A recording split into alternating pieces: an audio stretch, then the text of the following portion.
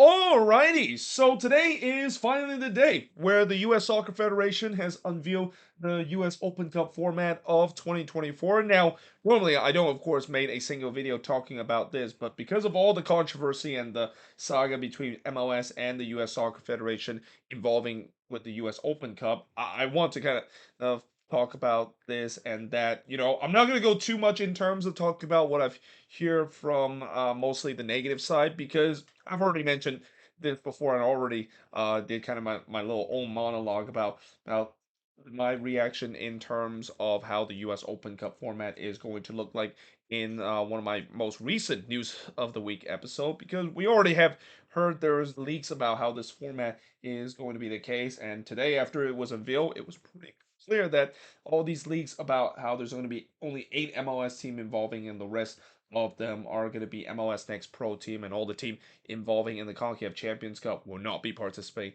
in this US Open Cup. That is indeed a true thing. But that being said, in terms of how many teams is going to participate in this competition, well, 96 of them will be participating in this tournament from March to September. The first round will start on March 19th to March 21st. Second round will start on April 2nd to April 3rd. Third round will happen on April 16th to April 17th.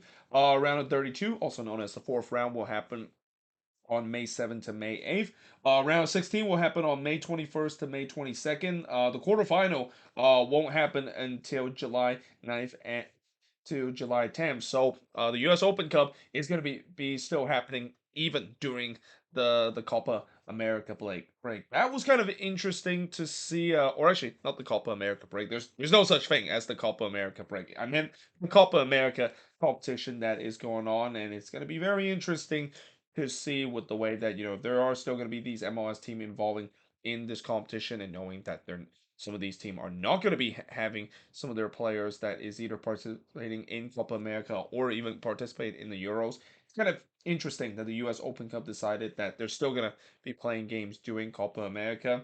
And then we have semifinal happening on August 27th and August 28th, and then the final, of course, will be happening on September 25th. Now, as I mentioned before, there has been rumors that it looks like 8 MLS team is going to participate in this competition in general, and that of course is the case. And that there's been a rumor saying that it seems like the way that they determine who's the 8 MLS team participating is basically based on the overall standings with the teams that is currently not participating in the CONCACAF Champions Cup. So all these teams that finish near the top of the standing in the East and the West pretty much are not eligible to participate in this competition because they're already in the CONCACAF Champions Cup. And unfortunately, with the way that they decided to use this format, that means that I had a feeling a lot of Western Conference team was going to be in it. I mean, we know that this year a lot of Eastern Conference team were in the CONCACAF Champions Cup. In fact, I think there's only like 3 Western Conference teams that is in this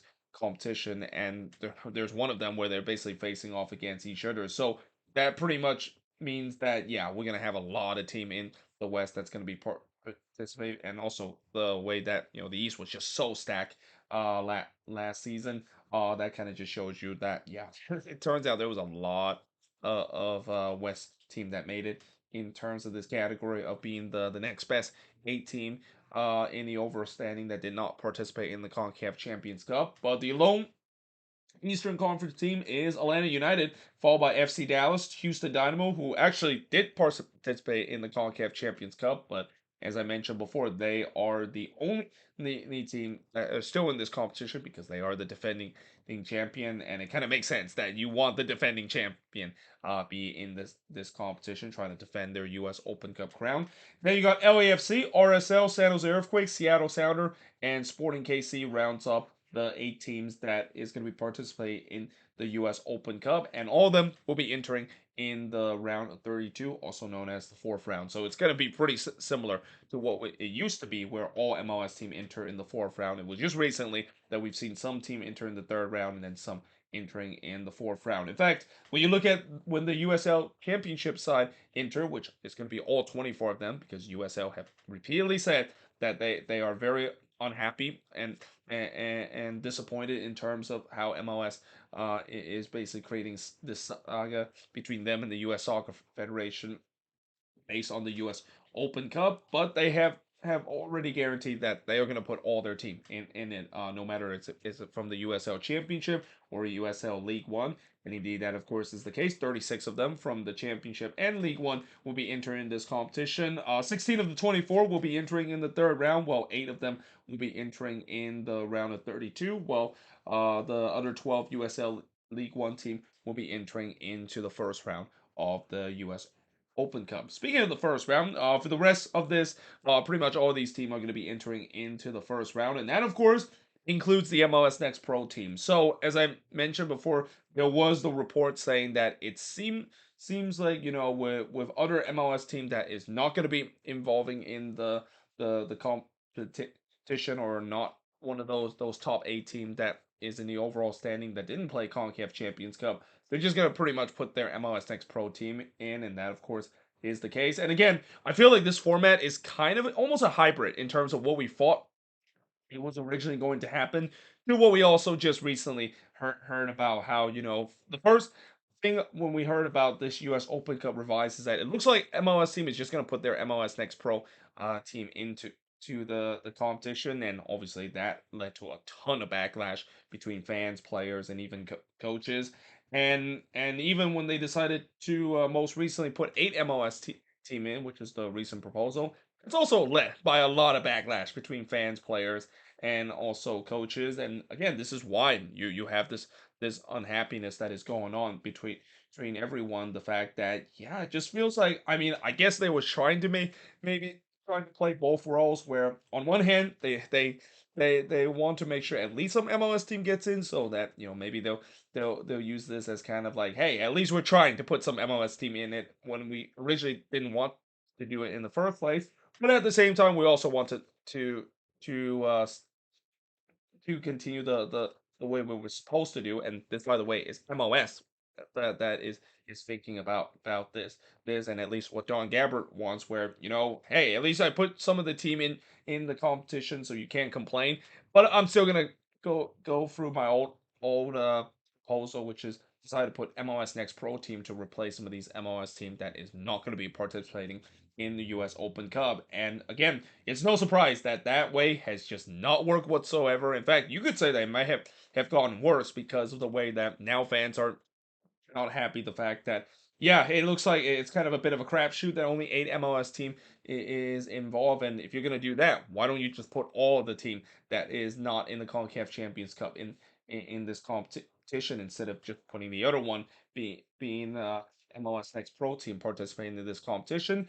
But also, there are going to be fans are saying that they hate the fact that MLS Next Pro team is going to be representing their their them in this competition, when it was really clear that they could have just done it with their main team as well. So again, it just basically favored no one, even though no in an MLS perspective and maybe in a U.S. Soccer Federation perspective, they thought that this was going to be a way that at least maybe sort of appeal both parties, and at least appeal the fans that hey, we're at least trying to do so, but we're gonna still stick with the other proposal that we first have by just putting MLS Next Pro team in the competition in the first place. Now those MLS Next Pro team include Austin FC 2, Carolina Corp, Chattanooga FC, Chicago Fire 2, Crown Legacy, Minnesota United 2, LA Galaxy 2, NYCFC 2, New York Red Bulls 2, Portland Timbers 2. That is going to be entering in this competition. Notice how there are some of these teams that is in the MLS Next Pro that is not affiliates with an MLS team. I believe Carolina Core and Chattanooga are the only 2 teams that are not associated with an MLS team right right now.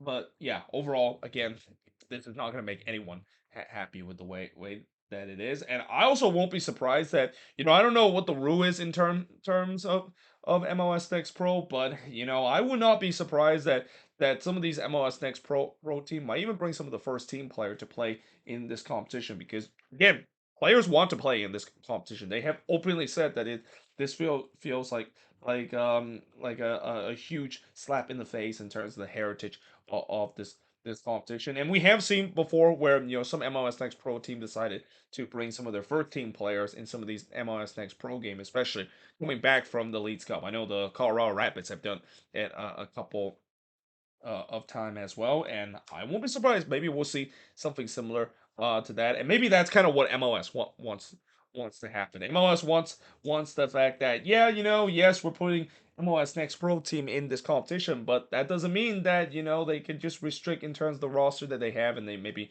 could invite some of the first team players that is on the first team roster into these MLS Next Pro teams, so that at least it kind of makes it seem fair. Though, if you ask me, if you try to propose that to fans, I mean, obviously, I don't know if that, of course, is the case, and at least that's kind of the rule where these MLS Next Pro team are allowed to put some of their first team player in this competition.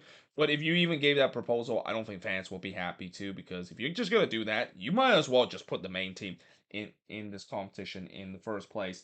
But then we also got the or not the two, but the nine NISA team that is going to be in this competition. All of them will be entering the first round, and then you also have the 32 Open Division team. 11 of them, of course, coming out of the local qualifier. 8 of them in the PSL, and 11 of them, of course, is in the USL League Two teams, and all of them will be entering into the first round. So yeah, again, it just feels like in terms of this format, at least according to MLS and the US Soccer Federation, this is the best proposal that they of course have come up with. And again, I'm not surprised the fans are not happy about this, and it feels like this format is just way too much of a gimmick and way too much of a crapshoot at time. And that, I know there's still going to be some people that's going to be very angry about how not all MLS team is going to involve in this competition, and that it feels like right now this is kind of like the only league, or at least the only country that does that. I mean, can you imagine if other country like England, and with how the FA Cup will only invite like certain amount of team in it, and the other team will basically involving Premier League two player. I mean, there would be a riot, and there will be just a complete protest that is going on right now. And I also wonder whether or not if we're going to maybe get some protests in terms of this. I mean, so far in terms of the first football match, we haven't seen the protest that is going on. And I also won't be surprised we might see it either in the US Open Cup, or it could happen in the Leeds Cup as well, because I think it's pretty clear that with this. And another thing I also want to say about this is that I also really hope that the attendance with some of these US Open Cup games is going to be pretty good, because I think one of the issue with the reason why maybe MLS is thinking about moving on for the US Open Cup is that teams don't really take it seriously. I mean, they don't put their strongest 11, they just put like their reserve, which is kind of where the argument is kind of in favor of why you just put MLS Next Pro team when teams have already decided to put their reserve team in it. But also, the argument is that fans don't usually show up for these U.S. Open Cup game. Like when you look at some of these U.S. Open Cup games, there's always empty seats. Now, obviously, a lot of that has to do with happening in the middle of the week. I guarantee if this happened in the weekend, maybe the attendance could be a little better.